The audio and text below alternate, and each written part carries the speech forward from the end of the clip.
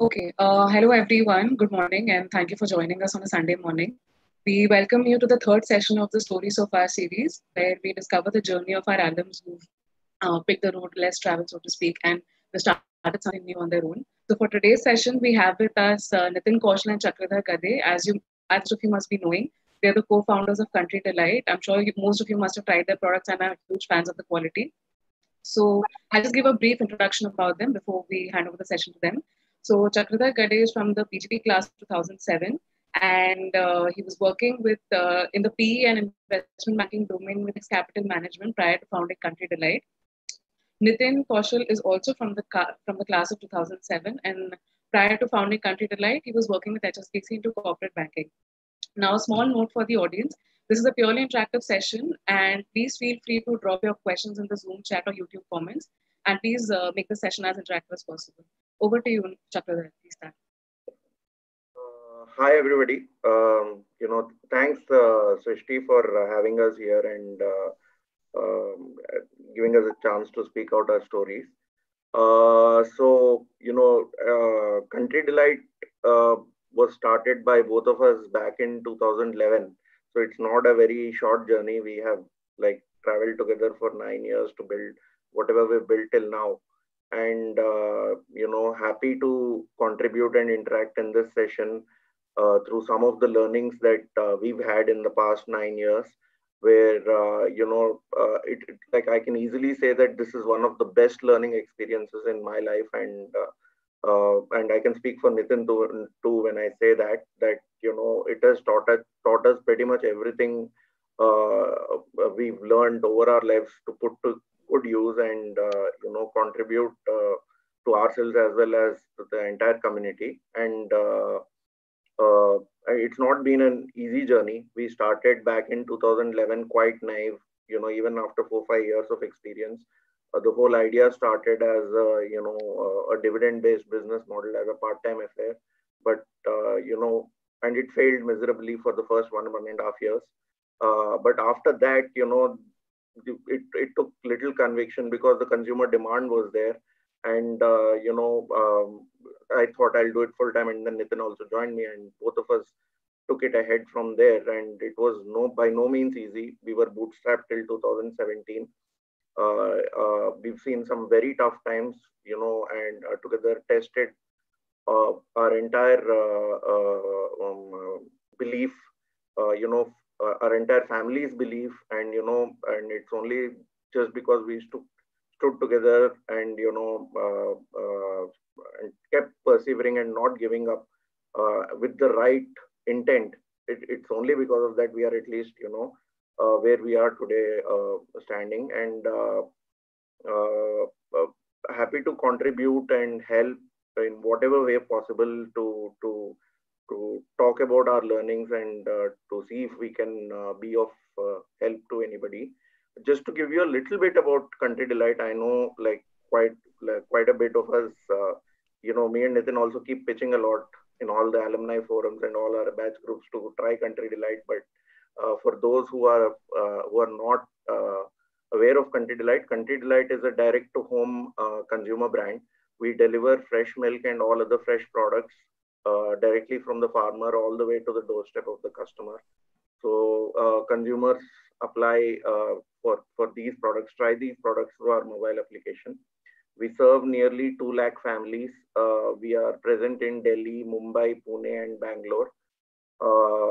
We are probably one of the very few startups who've been successfully delivering to all our customers without any interruptions in this past 1 month.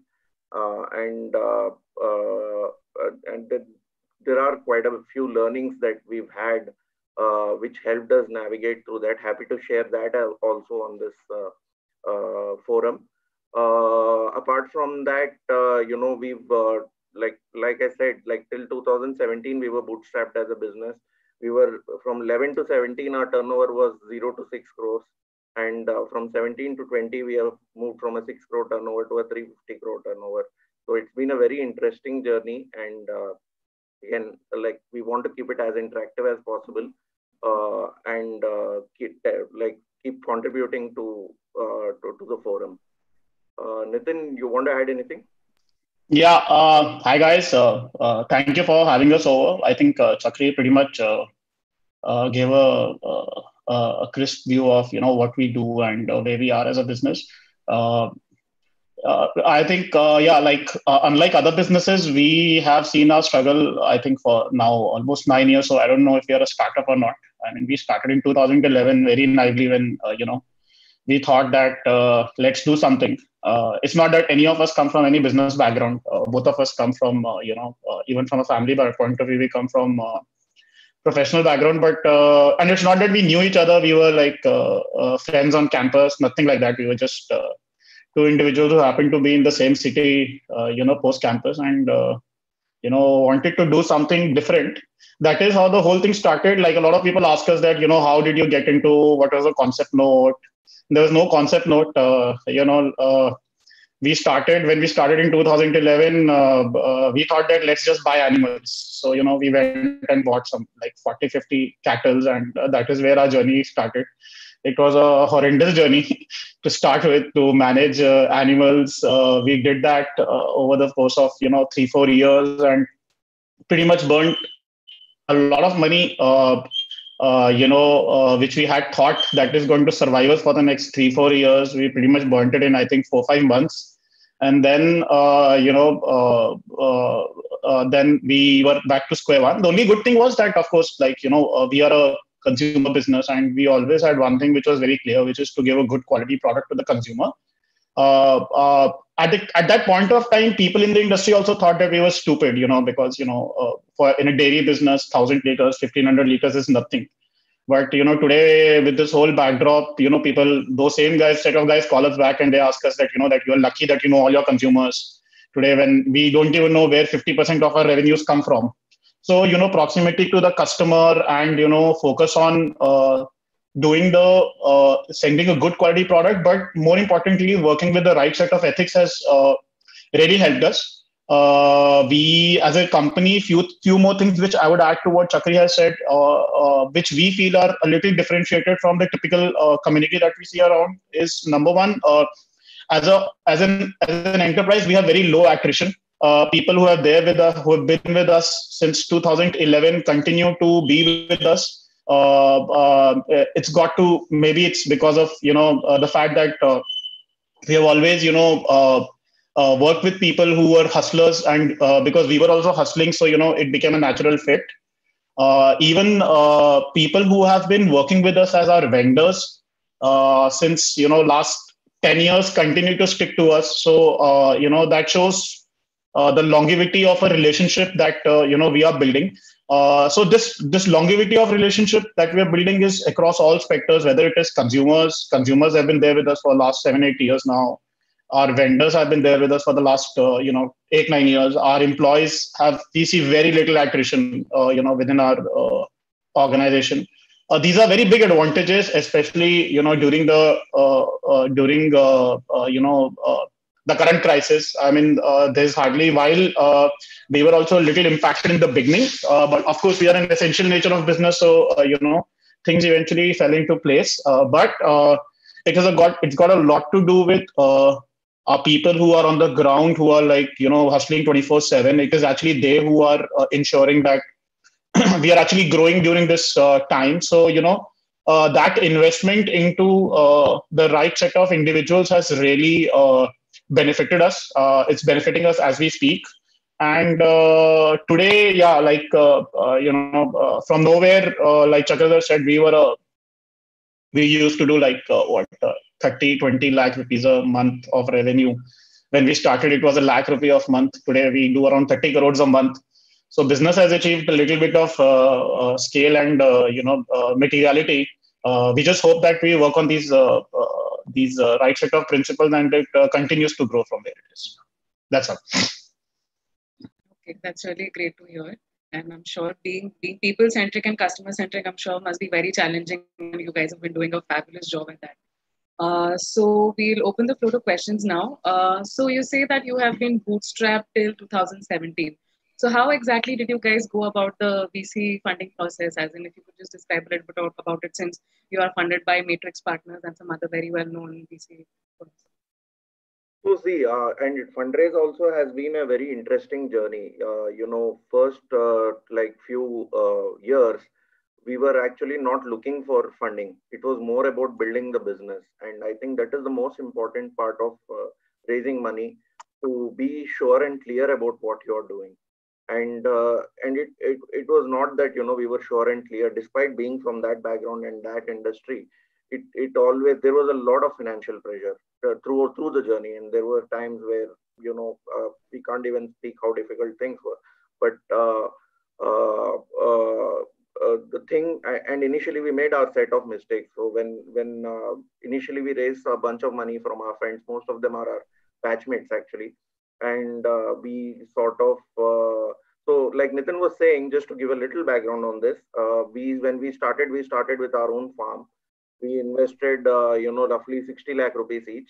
We burned that up in like 6 months. So we had no money in the bank after 6 months. So we burnt a crore rupees. Then we invested another 40 to 50 lakh rupees each, and then sort of built some demand. But at the same time, we were completely leveraged, didn't have any money, almost didn't have any jobs also. But this is where we raised some money from our friends who were our batchmates. And again, it was a very informal round in back in 2013. But the idea was that at least at that time, it looked clear that approaching a VC was way too early, because you were not clear on what you want to do, and that is the first thing. But by 2015, there was a big frenzy in the market. Like many of these hyper-local grocery players were getting funded, and there was a lot of self-doubt that we had, that are we doing the right thing? Because we were fundamentally a break-even business, but we were not making money at all. And on the other hand, we saw that the VC community was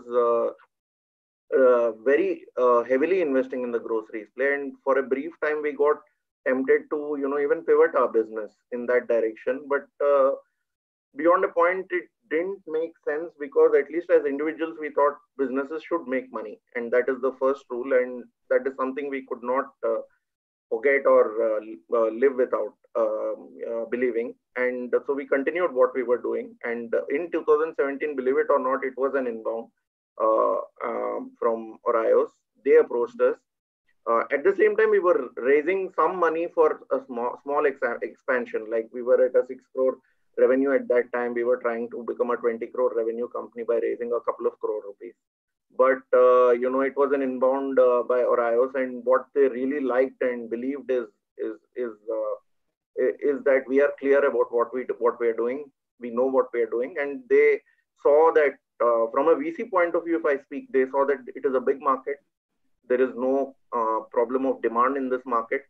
It's a good set of founders who know what they are doing, and that's about it actually. And we were lucky beyond a point that they found us, and they gave us the opportunity to pursue what we believed. And once we started, they really played a very big role in projecting the business, because we did our job and kept meeting investors. But when there is a VC on board and he starts believing your story, then the effect of someone else talking good things about you is better than you talking good things about yourself. And when that is a credible VC, it plays a very big role. And slowly we met Matrix. It was an equally good partnership. They also took a very strong gut call on us. And we are one of the very few companies where our investors have gone very, very deep with us. If you take Orios, for example, they typically invest 3, 4 crores, 5 crores in a business. With us, they've invested nearly 10 times that. Even Matrix typically takes early stage bets, early mid stage bets. They took a proper Series B bet when they invested in Country Delight, and they've doubled down and tripled down on these bets. And Rehan has even invested his personal net worth. Even the entire Orios team has invested personally in our business. So these kind of things come over time, but the crux is you have to be clear on what you're doing. From a VC point of view, they have to see a big opportunity and a credible set of founders, and those are the two basic things. And you have to get lucky also. I mean, we can't say that there was no luck in this, and beyond a point, it was luck. But we we stuck around for a very long time and kept doing what we were doing, despite the noise around. And I think that played the biggest role. Just one thing I would like to add here is that like Chakradhar clearly highlighted how our journey of venture capital has been. There are a lot of venture capitalists, who have interacted with us now, who we interacted with way back in 15, 16, who never had the conviction into our business, and of course that also led to a little bit of self-doubt. And we are having dialogues with a lot of them because it's a common ecosystem, so it's always good to continue, and they show a lot of interest right now on this. And it's not that we really pivoted our business model. I mean, we've been doing the same thing which we've been doing since 2015. It's just that suddenly when people are seeing business grow, their conviction in the business is also increasing. The limited point is that, as a lot of people here would approach venture capitalists and they will get their set of views on the various stages of businesses they are. It's not that the initial views of, a VC would be right at all points of time.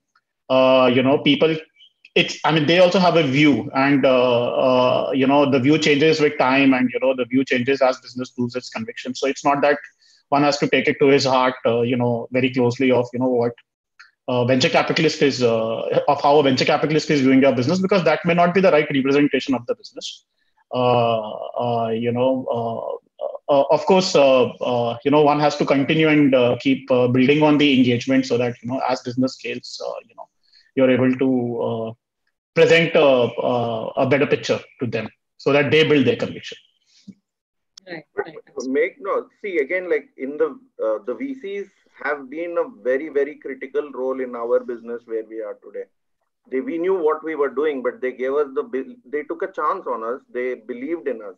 That is very, very important, because who will give you such kind of money when you have nothing, like no credibility to do that? They just have a belief. It's a very strong and brave call from these people that they've taken, and we have the utmost respect for them for having done this. Absolutely. So we have a question from the audience. This question is from Soham. Wants to know that what are the principles that you have stuck to, from the time you founded Country Delight till now? Okay. So see, ours is a consumer business, and Chakradhar can add on to this. One key principle that as a business that we have stuck to is hearing out to our consumer, never compromising on quality. So let me just expand a bit on this. When we see hearing out on the consumer, the way we operate typically is very, very different from how any typical dairy company works. We are any dairy company would be a cost conscious company. We are a value conscious company. And how do we build this value is, how do you define this value is actually not, from the industry standards, for like how anybody would look at a product, a consumer product. But we have built our business completely basis the customer feedback. And being an online player, being a company which delivers and touches the doorstep of the customer on daily basis, we have always kept very open dialogue with the customer. It is not that whatever products that we launch, it is we who are doing a lot of engineering. I mean, we are doing a lot of engineering and reverse engineering there, but it is actually the customer who tells us where we are going wrong. So right from the beginning of the business, one thing which we have kept very close to our heart and which has worked very well for us, I would believe, is our constant communication with the customer. Unlike any other large player, or any other consumer product that you consume, there's a very little accountability of the manufacturer. Customers don't even know where the product is coming from. Milk, if it is being picked up from a shop floor, nobody knows, who is the next backing layer who is interacting and providing this service. In our business, we always were very open in our communication with the customer. There was a direct phone number. A lot of customers had our numbers directly. people would post on various forums and we would actively monitor it, or we still try to do it. So those constant dialogues with the customer has been something which has been, I think, the most important aspect of growth in our business, and that is what has really shaped up all our business and all our products till now. Yeah, just adding to that, see, fine. Primarily, we are not, neither me nor Nitin have a business background, neither me nor Nitin have a milk background. We do not have any idea about, what customers need. But, from day one, the intent was to delight them. I mean, to make them happy. And we found our happiness in our customers' positive feedback.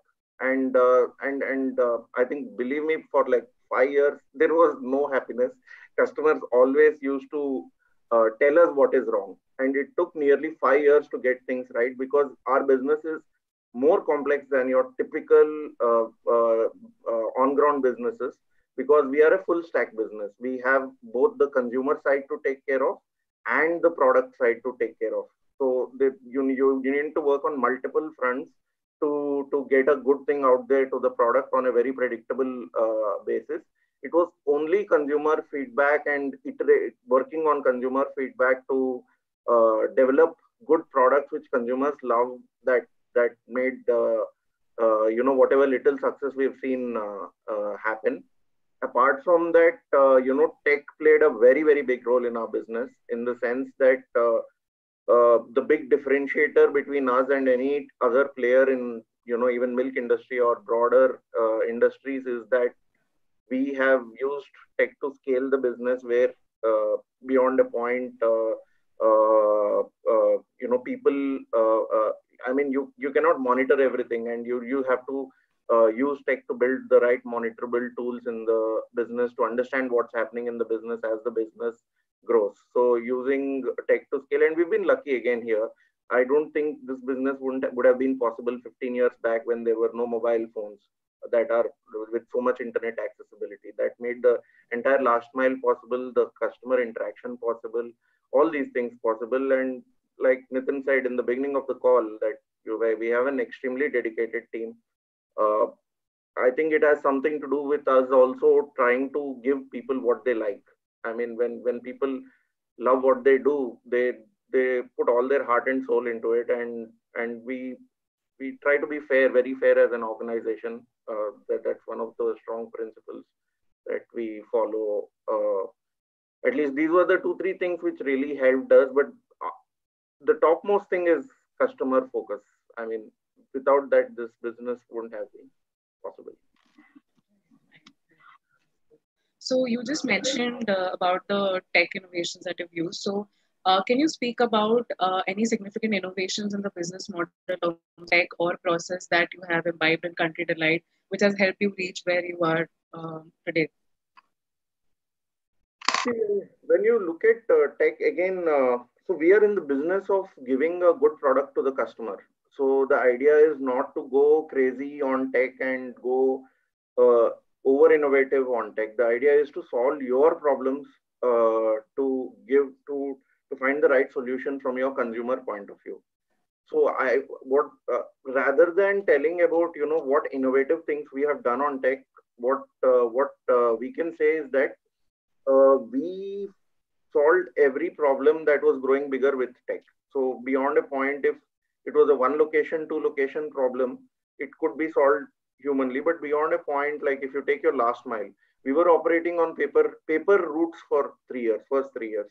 Then we moved it into a mobile application and then got the entire last mile done, which was good. I mean, it was a good innovation. Today we deliver like nearly 3.5 million deliveries a month.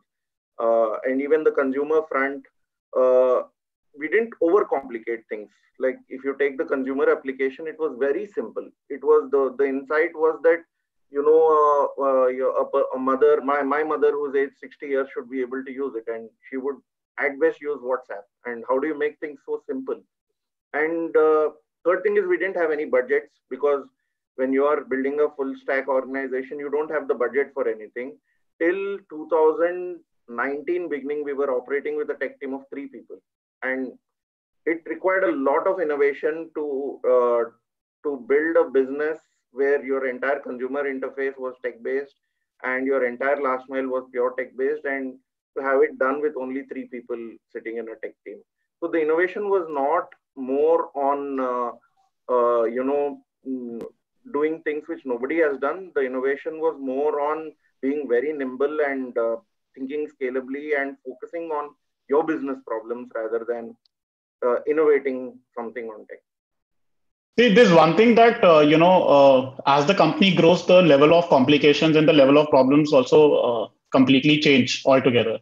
So it is not that, the kind of platform that you build now is going to, have the same set of advantages over the course of next 2 to 3 years. So one thing which Chakradhar pointed out was that because we were on a shoestring budget from the beginning and we had limited investments into technology, what we always ended up doing was,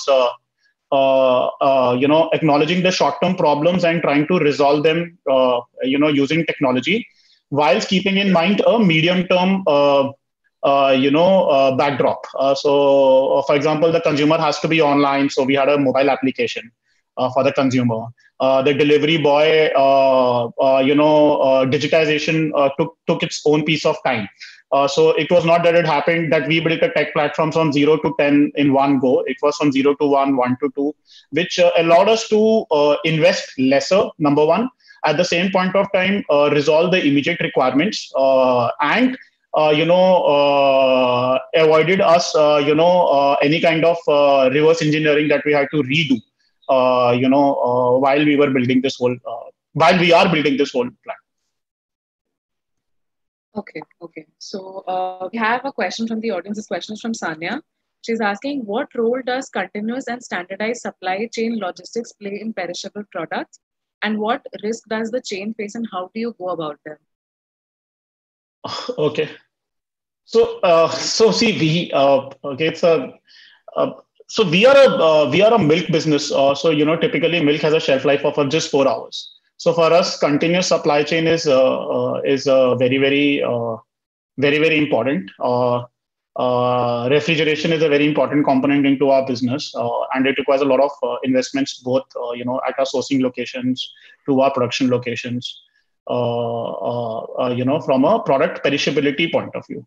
So we have 3 legs of supply chain. Of course, we collect a lot of milk from the rural villages and then we bring it to our production location, and then, milk gets processed and then it gets distributed to various customers the very next day. And given the fresh nature of our business or the fresh nature of our promise, everything has to turn around in 24 hours. So for us, like Chakradhar highlighted earlier, supply chain is a very complex problem. We keep investing as much in our supply chain because of the more you invest for your products at the source or at the destination, the better is the quality, the better is the perception for the customer. And we always built a lot of backups. Like as businesses got capitalized, we have also invested into building backups. Earlier we were we didn't have sufficient backups, but now for every machinery or for every infrastructure, for every logistical requirement, we do keep sufficient backups so that at any point of time, if there is any disruption, we are able to manage it. So these are the small things. Like I said, dairy requires a lot of capital investments from a supply chain point of view. So we have been doing it typically like how all dairy companies do. Chakradhar highlighted that we have now 3,500 delivery boys who are on the field every day, which is very new to the industry. It's not that morning delivery is a existing 50, 20-year-old standardized delivery format. This was something that we completely created on our own. Luckily, we saw this journey from 2 riders to now 3,500 riders. So all the set of problems and all the set of challenges were understood and addressed at the time during this whole journey, and I'm sure there'll be more. Technology has been a very big component to it, especially on the sourcing as well as on the last mile delivery. So that we are using extensively for our own set of products. Chakri, if you want to add anything to this. Yeah, so see, we are probably the only dairy company or fresh foods company which keeps the supply chain all the way to the consumer. So we invest like in at least in milk. Milk is the most perishable product. Once the milking is done, the product spoils in 4 hours. So and cold chain, what Nitin was saying, and hygiene. These are the two most important things. It took us nearly 5 to 6 years to figure these things out. We initially tried the way other milk players do. We work with an aggregator-based model, and it doesn't really. And we understood what the problems were, and finally, it all resulted in a poor product to the consumer. Then we decided that we will never take any cold milk from anybody, and we have to take milk directly from the farmer. Once you take milk from the farmer, how do you chill the product? What is the machine that you need to use? And you don't have too much budget. What is the right cost for that machine? Then what are the monitorable points that you build? Then at the last, we faced the problem that during summers, the milk would spoil more and the winters, milk would not spoil more. Setting up cold chain at the last mile. When we didn't have money, we didn't put cold rooms, we put reefer trucks on lease for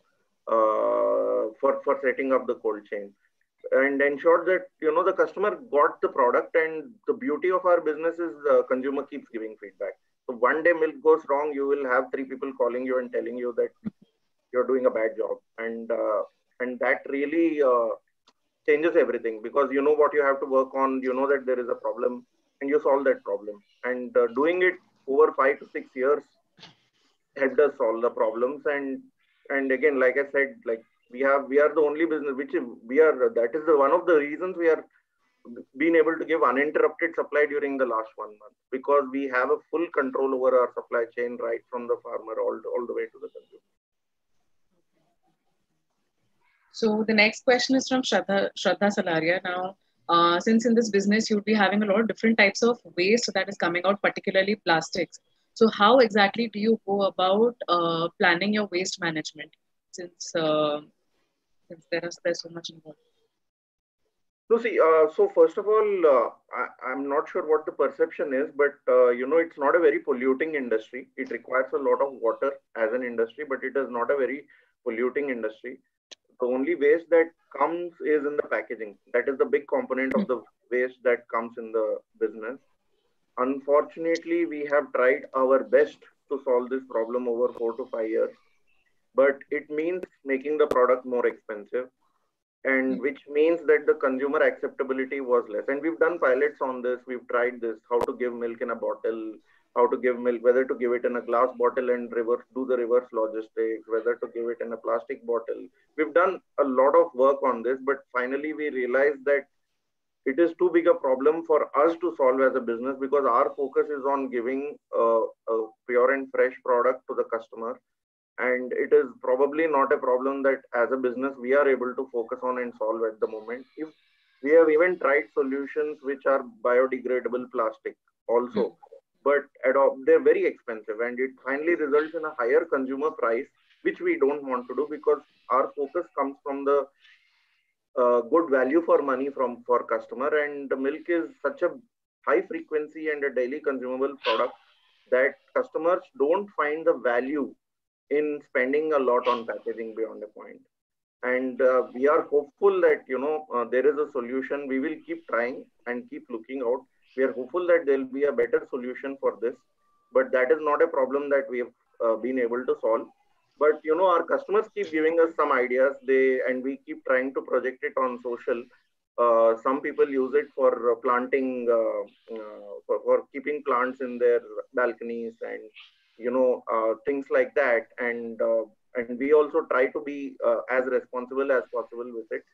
But that's where we are currently.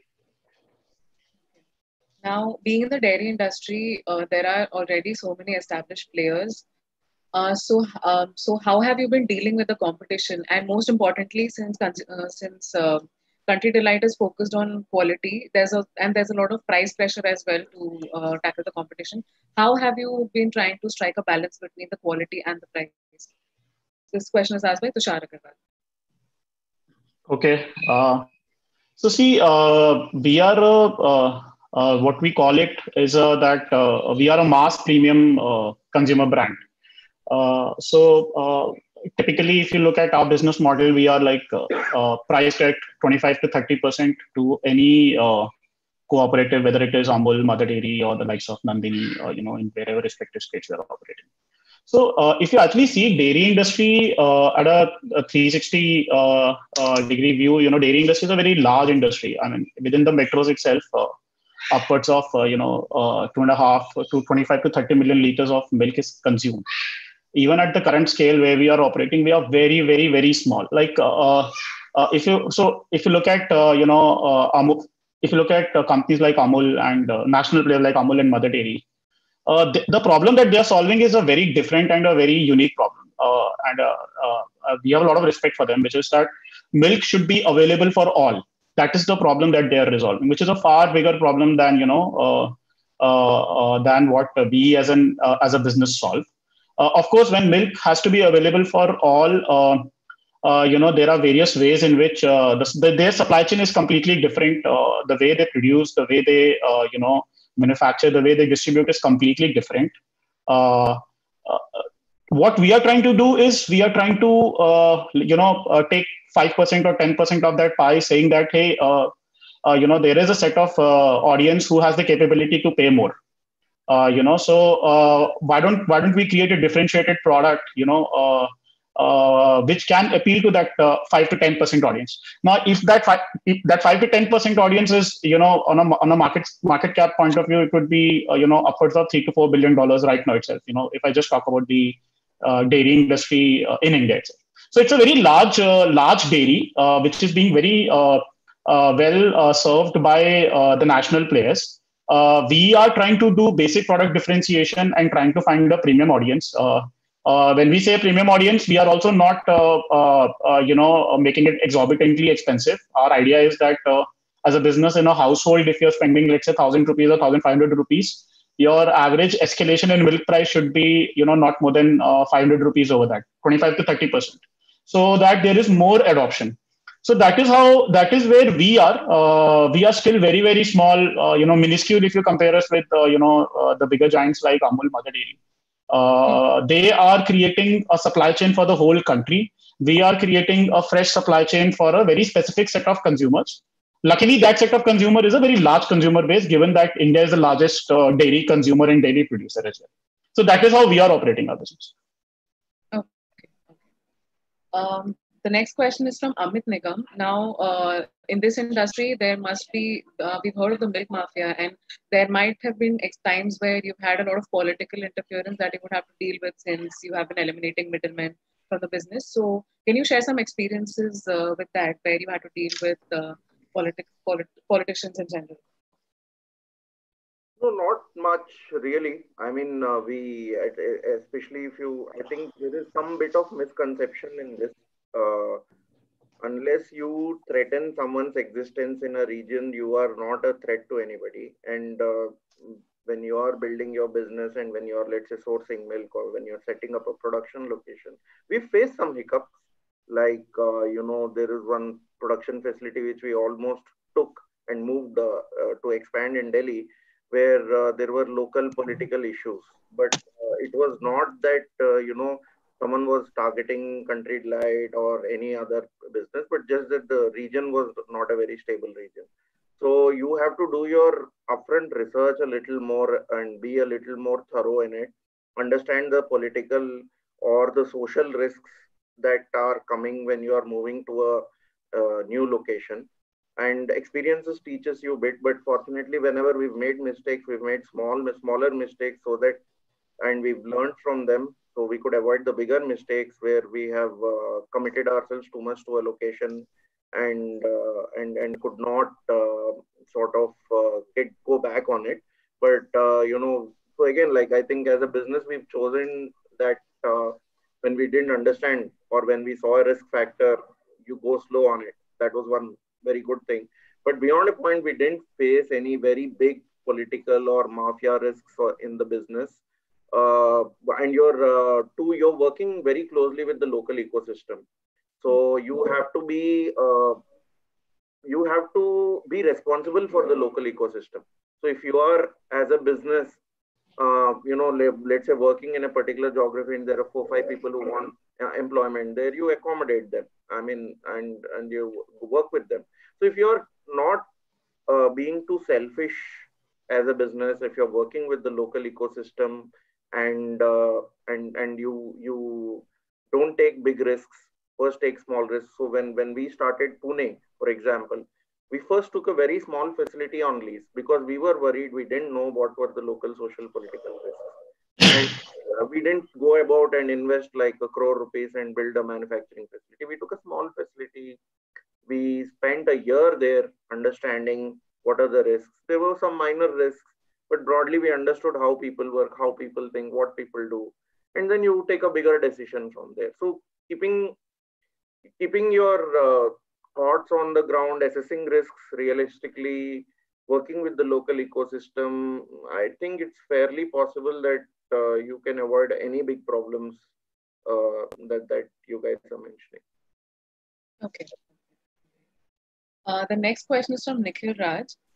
What precautions are you ensuring during delivering milk during the current COVID scenario, since it's an essential item? Countryside has been very active in delivering door to door even in this current scenario. See, we have a large workforce gathering, in the mornings. So, like, if I just look at the delivery as a problem altogether, and it's a new problem for everybody to resolve. So it's not that, we are like really re-engineering this whole thing, but we are keeping very simple steps. Number one, like if we have a distribution center where at any particular time, we have 100 delivery boys who would be coming and, collecting their assortments. We have now, split those centers into multiple distribution hubs so that at any point of time, not more than 5 to 7 individuals are, coming in, coming at a single location. There also within those locations, we have split the time built on the social distancing measures so that, if, God forbid, there is any one individual who is, who could have a potential risk, it doesn't inflect the larger ecosystem. These steps we took immediately. In fact, even a week before this whole COVID crisis really happened, and our team on the ground supported that. Beyond that, we are sanitizing all our facilities. We have sanitization facilities now built at every distribution location, at every production location. These are self-created, simple sanitization structures that we have built, which are working effectively. We are using temperature monitoring for all people who are in the ecosystem.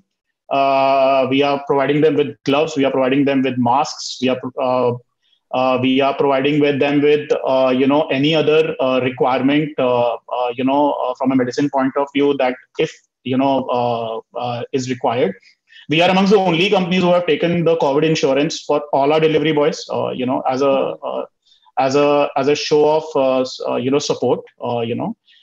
If there are specific hotspots, and if we would have had delivery workforce, who would be coming from those hotspots, we have asked them to stay at home, for the next 2 weeks, assuring them that, their jobs are not going anywhere. You just have to take precautions. And, once this whole thing subsides a little, then, you can join back. So these are some 7-8 simple hacks that we have done, like simple things that we are doing.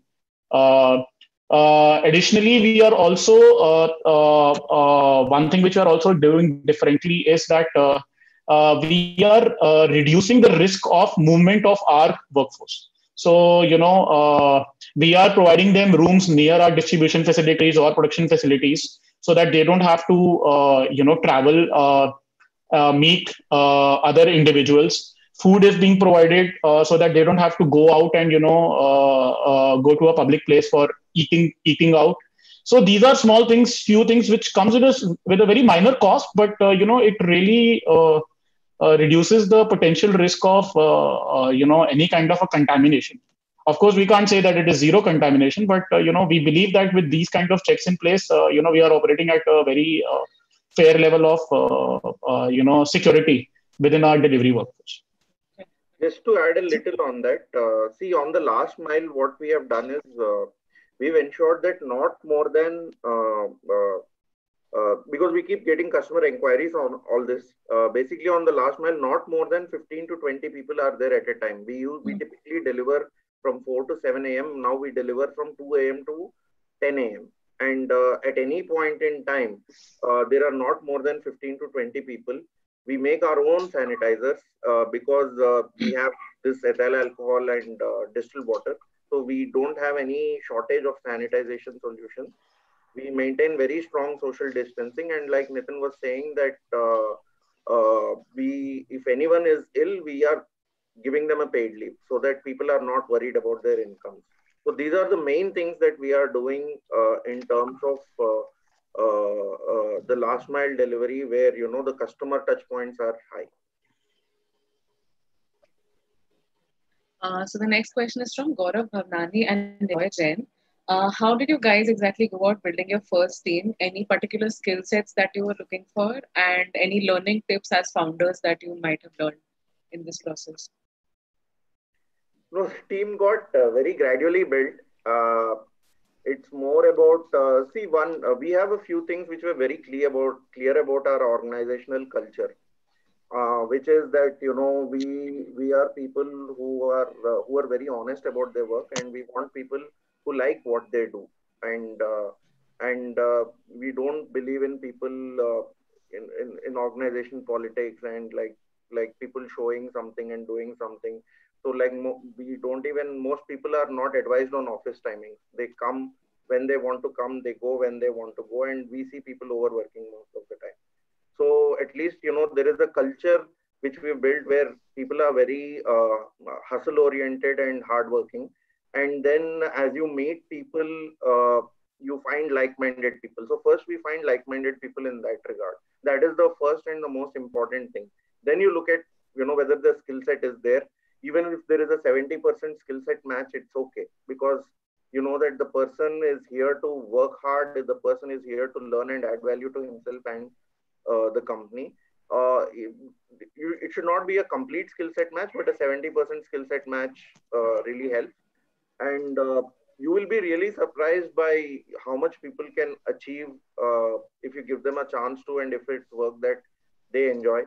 We've been very light on management teams till now, and we hope to keep it that way, that because individually, if you give people responsibility, they can achieve far more than what they really know. And because people are learners, quick learners, and if they would like it, they keep doing it. So the idea is to keep lean teams, keep as fewer people as you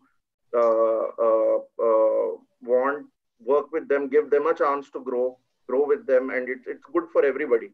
And skill set is one of the smaller things really in all these things. It's more about intent and passion to work than skill set really. Okay. The next question is from Kedar.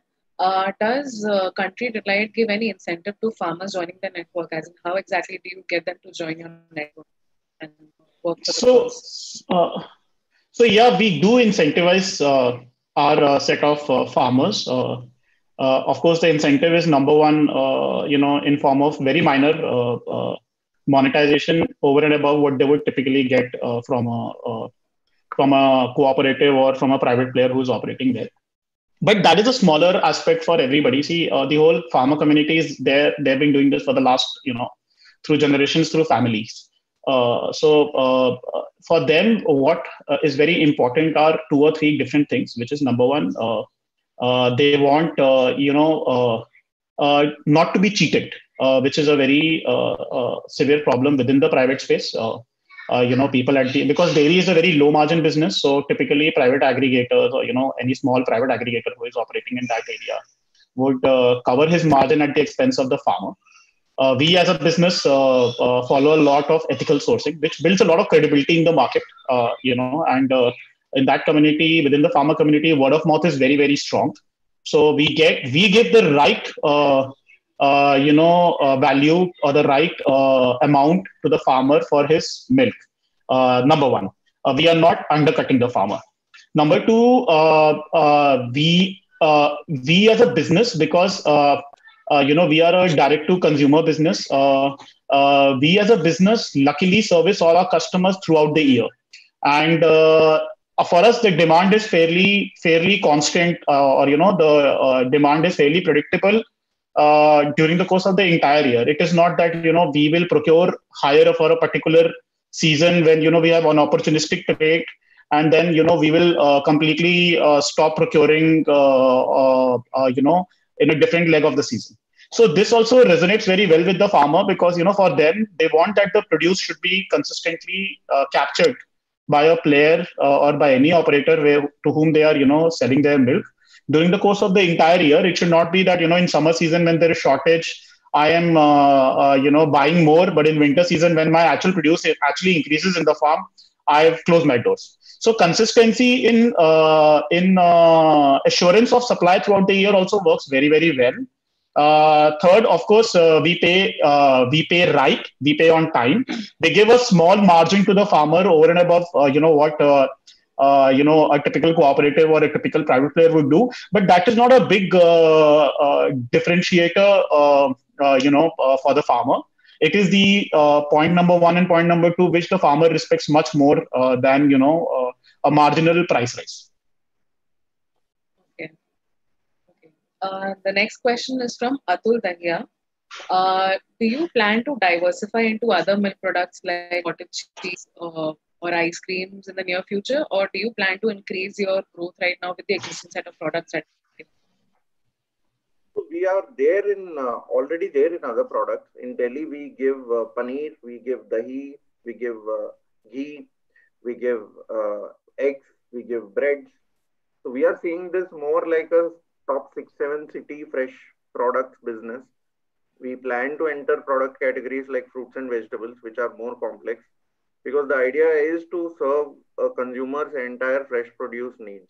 And we are headed in that direction. We will keep adding first in Delhi and then replicating it across other geographies. We don't see this as a 20-city business. It's a top 7-8 metropolitan city business. And I think there's a pretty big play because, like, we were discussing earlier, like the milk market itself is very big. Like 1 crore liters of milk is sold every day in Delhi, and we do 1 lakh now. We are 1% of Delhi.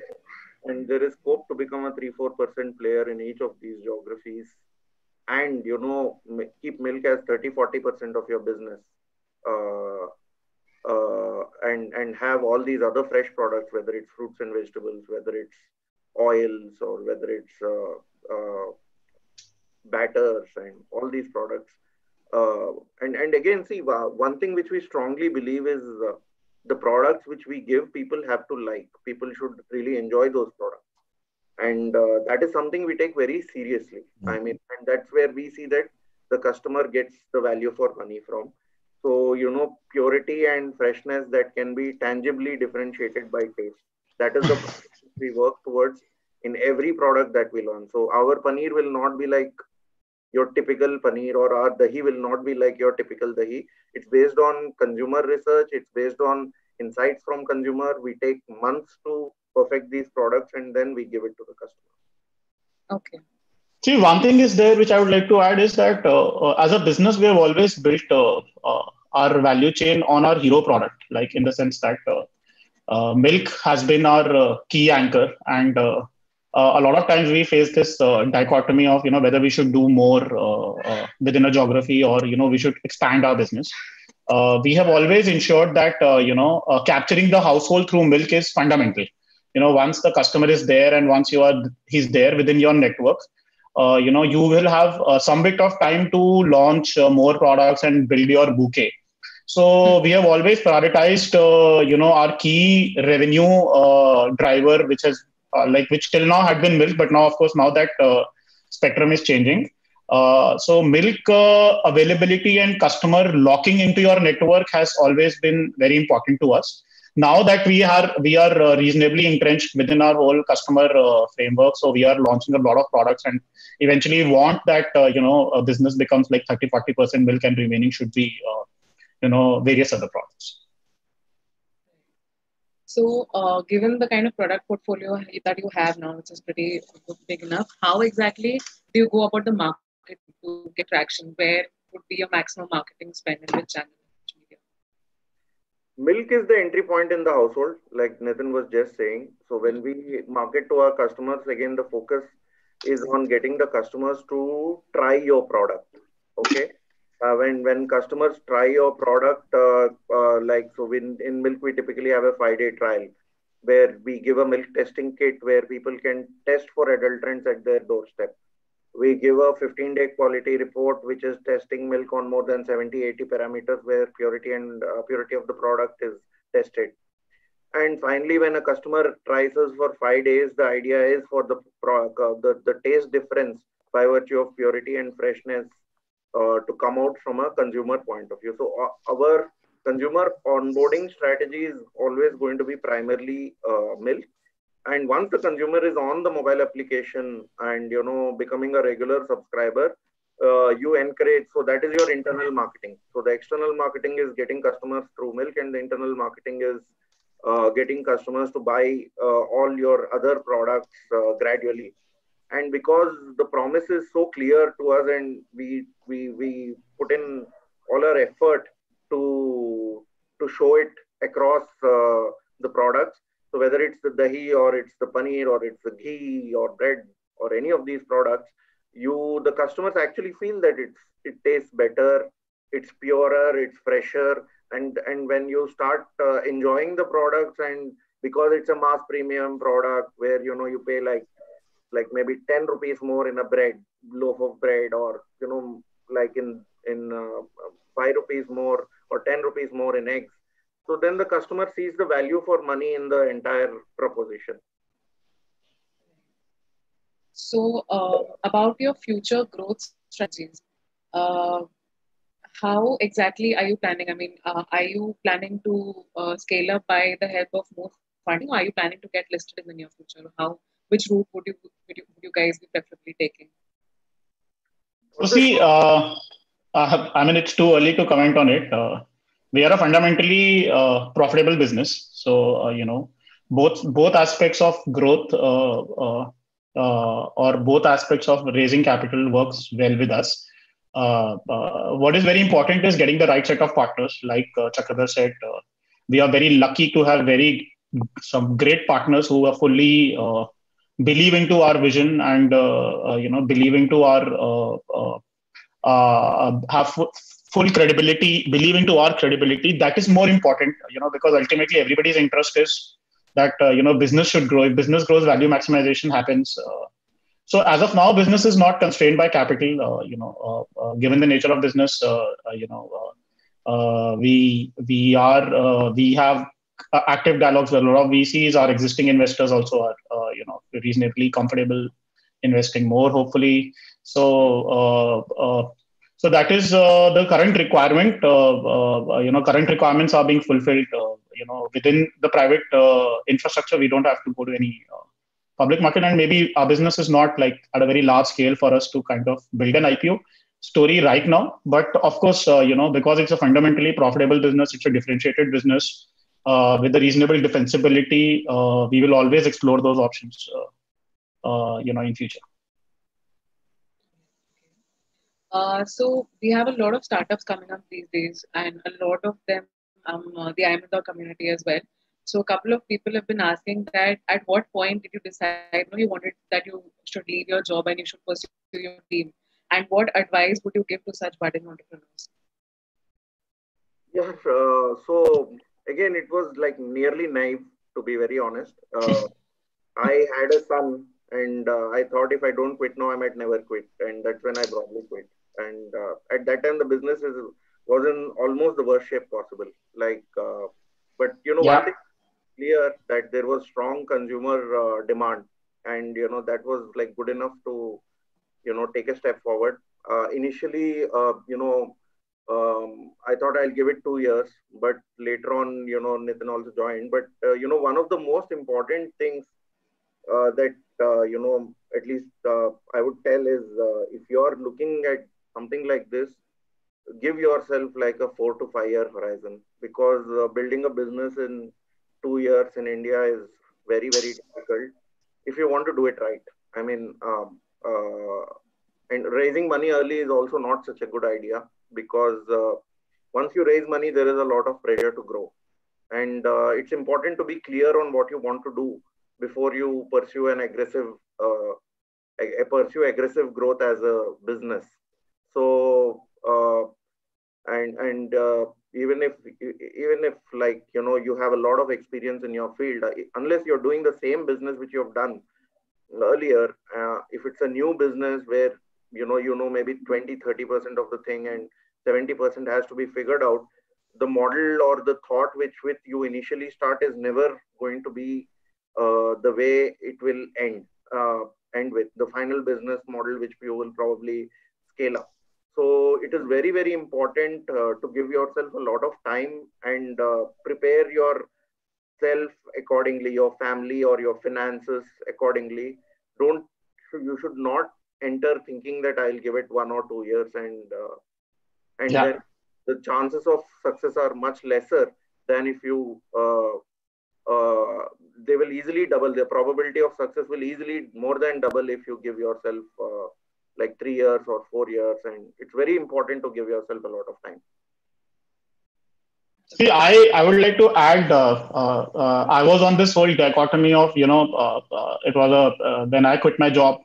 The whole cash flows got completely constrained, and this was way back in 2014. When I quit my job, the key deciding parameter was that I needed clarity in my life. And that clarity comes when you are not putting your legs on two boats. You are like fully dedicating all your efforts to a particular vehicle. That was very, very essential. That was the key trigger decision for me because managing two things and both of us managing various things was becoming difficult. We wanted clarity because a lot of our time and effort and energy and mental bandwidth was going into the business as well as our whether it's our jobs or other activities. So we then I think we decided that we should give it a shot, and like Chakradhar said, you don't know when how much time it takes to really reach a point of sustainable cash flow. Easily you should, if you think it's 1 year, it is easily 5 years. So when things will work into your favor, when the whole ball will start rolling without with the whole set of efforts, it may take more time. So you have to give yourself more time to try things. People who think that in 6 months or 1 year, 1 year is my make or break. It doesn't. I mean, at least we have not seen that work. It has to be a longer time horizon. Absolutely. Adding to what Nitin was saying, it's just that you should not think that I'll do 2 businesses, 3 businesses and see which one succeeds. There should not be a plan B for this. You should choose one thing and do it. That's all. Because if you think that, what if I fail in this and what is my backup plan, that never works. That is actually a bigger recipe for failure. Yeah. The next question is from Hiren. Now he wants to know that what is the best way to go about scaling a startup? As in, do you first build a scalable business and then go for profitability? Or do you keep profitability in mind and then scale up accordingly gradually? What would be the best way to go about building a business? So basically, see, it depends on what you have and what your resources are. It is never a good idea to start thinking 3-year and 5-year plan like in the beginning. You should think 1 year, and you have to have goals for a year, maybe 2 years when you are very young as an organization. Maybe even think 6 months when your plan is not clear, and at that time, usually mostly what happens is people are constrained for capital. So capital is the most important thing when you're thinking in the beginning, and building a positive unit economics business is what is sustainable. Scalability is like a relatively easier problem to tackle than getting the basics right in the beginning. But let's say when you have raised some money and there is a clear plan which you have agreed for or you're working on, at that time it gets more trickier in the sense that scale also is a big problem and you have to start tackling scale. But it's always survival first. Like survival is the most important thing, and you should never risk your survival. And at least now the way the world is headed, I'm sure even all investor community and everybody will look at profitability first before Yeah.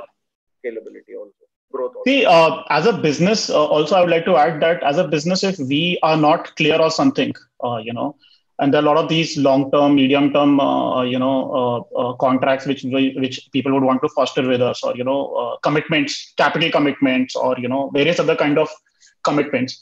If we are not clear on this, the way we pivot our businesses, or the way we mentally decide on that is that, okay, this is let's put it on a 6 months project, or maybe a 3 months project.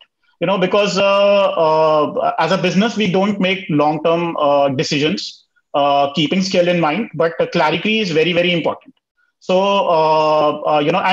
once you put your time and effort into it, the first 3 to 6 months gives you a lot of clarity on how things will progress. I mean, you are 70%, 80% more intelligent than what you were at the beginning of the time when you were taking that decision. So these short-term projects works well for us. Even now we follow it. If there's something which we are unclear of, which we are not very sure of, we do give it a try, but we decide that this is the budget, this is the time frame, and let's decide on how this pans out, and then we'll take a call on that. That initial journey with limited resources really helps you foster a far better view than what you would think of initially. So these are some things which work for us. I'm assuming it should work for the larger audience as well. Right.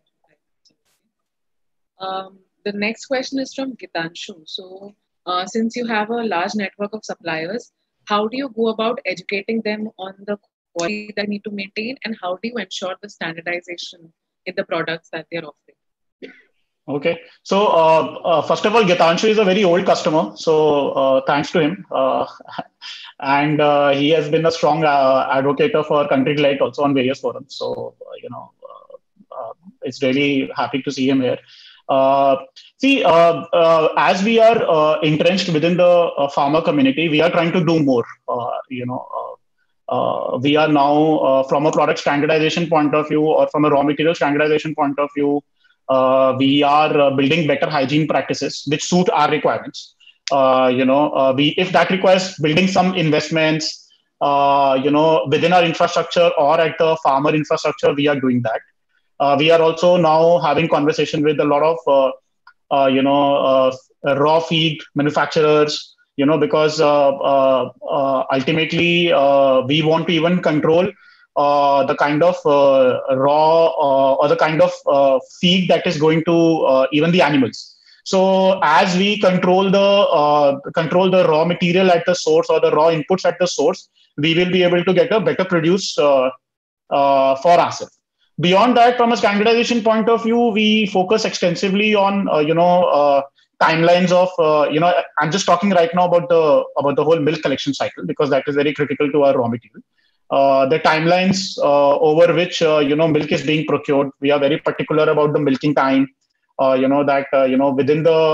2 hours of milking time, milk should be received at our production facilities. This leads to a better quality raw material at our infrastructure.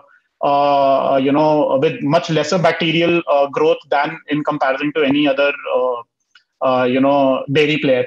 So these are the things. Even at our sourcing locations, we invest into technology which is a little more superior. It costs a little more, but it leads to an immediate rechilling of the product, which leads to the product which stops the product deterioration completely. So people don't, like, industry would not want to do it because it's a little costly affair, but it ultimately speaks out in the taste at the final consumer. So these are the few things which we are doing to ensure that the raw material is fairly is fairly standardized. It's not that this is all encompassing. I'm sure there are more things that we can do. But these are the first few steps that we have taken to ensure that the raw material is fairly sustainable and it's of high quality. That is we have a slightly fun question right now from Ankur Jain. He's asking that does music help in raising the yield of milk from cows?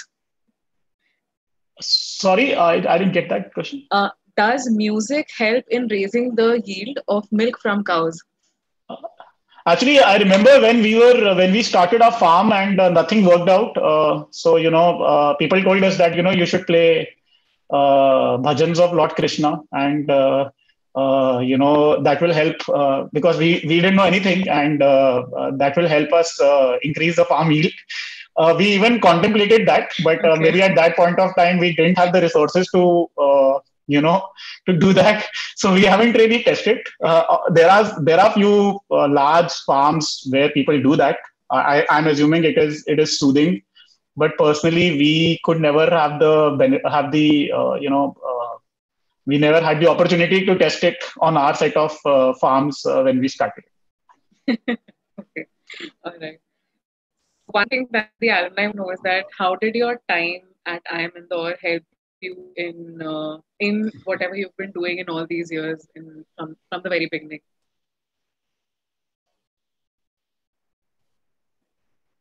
I think Chakri is on mute. Chakri, you're on mute. So, I mean, we knew each other, but we were not very close friends on campus. And, we started catching up more because both of our wives are South Indians. And that was a good bonding arrangement in around 2010-11 for us. And then both of us were very clear that we wanted to do something on our own. And slowly we started working. It took us a good amount of time to build a good working equation also. But one thing is, we've been with each other through thick and thin, and we trust each other a lot. That is, I think, one of the most important things in being able to build this out.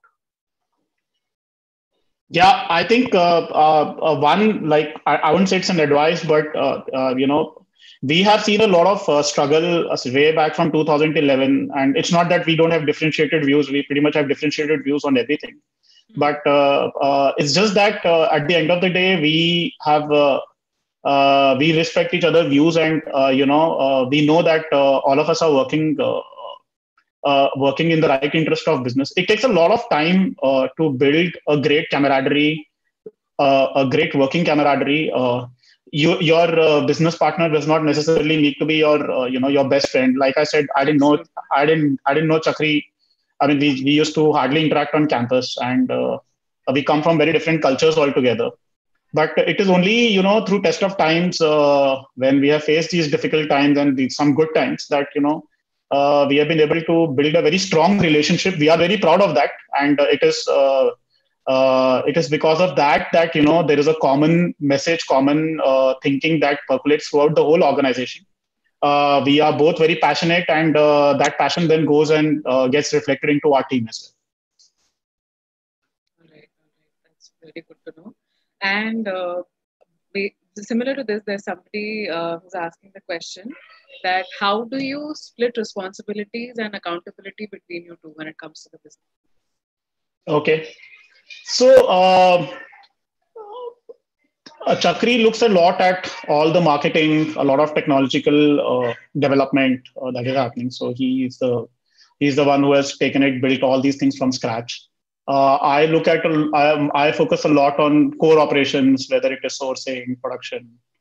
So that is how we broadly, have split responsibilities amongst ourselves. Of course, because we have built this business from scratch, so every decision is well debated amongst the two of us, irrespective of the nature of the function. So that is how we are broadly, working within the construct of the organization.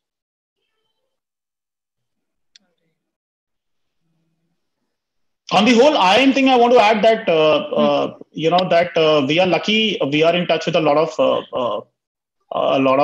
juniors, seniors, batchmates, and we are taking their help, whether it is hiring, whether it is some financial prudence, professionally. So there's somebody who is providing us hiring support.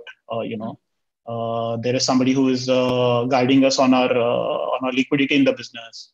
So we also are taking the benefit of that, and it is good to be in connect with people who are their subject matter experts, and you know them, you trust them inherently, and you know that they will do the right things for you. So that is something which is working well for us within the IIM, and specifically within the IIM Indore community. We have a bunch of guys who've joined us also. With like people from IIM Indore who've joined us. One Sharang, then there's Manish who's joined us, and so like a bunch of guys. We actively give a lot of preference to the alumni of IIM Indore when we at least looking to get people on these emerging functions.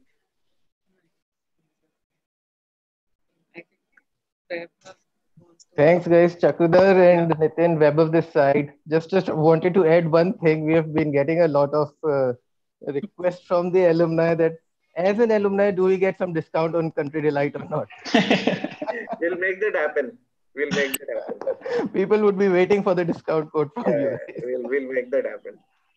Yeah, we want a code, yeah. Bilkul. Done. IIM Indore discount, yeah.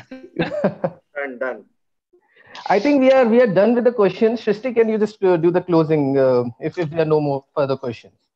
Yeah, I think we're almost done with all the questions. So I'll close the session now. Thank you so much, Nitin and Chakudar, for joining us today. It's been really amazing talking to you guys. Thank you for taking out the time. And I would like to thank the audience also for joining us on a Sunday morning. I hope this session has been as enjoyable for you guys as it has been for us. I would also like to thank the Mumbai City Chapter Core Committee, Pranav, Vaibhav, Soham, Rinar, Sandeep, Harshad and Vikrant. And special thanks to Harshad and Overseas Mentor for lending us their Zoom account for the session. Thanks a lot, everybody. Thanks, Chris. Thank you, everybody, for your time. Really appreciate it. Thank you, guys.